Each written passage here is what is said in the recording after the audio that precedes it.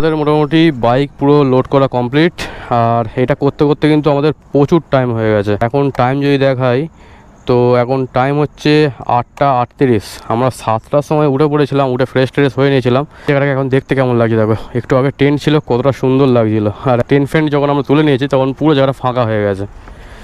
চলো তাহলে ঋষভ আজ কত যাবে? দিল্লি? দিল্লি যাবে?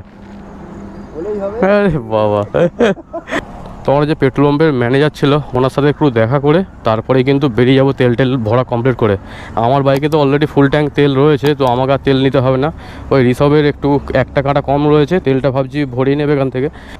আরে হ্যাঁ থ্যাংক ইউ। ও পেট্রোল ভরवा ले रहे हैं हम लोग। ঠিক আছে, thank you sir, thank you.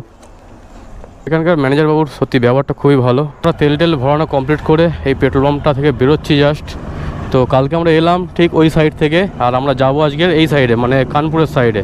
এখানকার এক্সপিরিয়েন্স যদি তোমাদের বলতে হয়, পেট্রোল পাম্পে থাকার এক্সপিরিয়েন্সও খুবই সুন্দর ছিল। নিজেরা টেন্ট করে থেকেছি, নিজেরা খাওয়া দাওয়া করেছি, কোনো খরচা নেই আমাদের, পুরো জিরো কস্টে কিন্তু আমরা এখনও পর্যন্ত আছি। তো কোনো রকম এক্সট্রা খরচা নেই, শুধুমাত্র তেল ভরছি আর যাচ্ছি।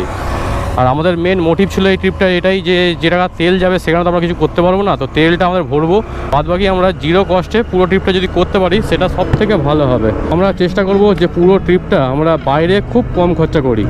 বিহারের গরম কিন্তু দেখানো শুরু হয়ে গেছে, যেহেতু বর্ষাকাল চলছে তাও কিন্তু গরম একটা মানে ভ্যাপসা গরম রয়েছে, যার কারণে গাড়ি চললে অতটা অসুবিধা হবে না, তবে কোনো জায়গায় যদি দাঁড়াই তখন কিন্তু খুব কষ্ট হতে চলেছে দুপুরবেলা বিশেষ করে।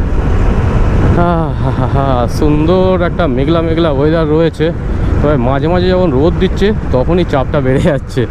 এরকম মেঘলা ওয়েদার থাকলে কিন্তু কোনো রকম চাপ হবে না। আজকের প্ল্যান আছে আমরা বিহারকে ছেড়ে ইউপিতে গিয়ে মোটামুটি স্টে করতে হবে, কারণ ইউপিটার টোটালটা কমপ্লিট করা সম্ভব হবে না, কারণ ইউপির যে স্টেজটা রয়েছে না ওইটা কিন্তু অনেকটা বড়।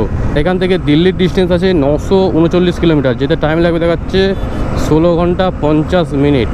ওকে চলো দেখা যাক আমরা কতদূর পর্যন্ত যেতে পারি। তো কলকাতা থেকে লাদাখ ট্রিপের প্রথম সিরিজে আমরা কিন্তু 550 কিলোমিটারের মতন কমপ্লিট করেছিলাম, আর আজকেও চেষ্টা করব প্রায় 500-550 কিলোমিটার মতন যাওয়ার। যদি রোড কন্ডিশন ভালো থাকে এবং ওয়েদার ঠিকঠাক থাকে তাহলে তো মনে হচ্ছে আমরা 500 কিলোমিটারের বেশি যেতে পারবো। আমরা যখন এর আগের বার এসেছিলাম এই ব্রিজটা জাস্ট কাজ হচ্ছিল, আর এখন তো দেখতে পুরো টোটালি কমপ্লিট। 4টে কিন্তু ব্রিজ পর পর রয়েছে, দেখতে একটা অসম্ভব সুন্দর লাগছে কিন্তু। ওয়াও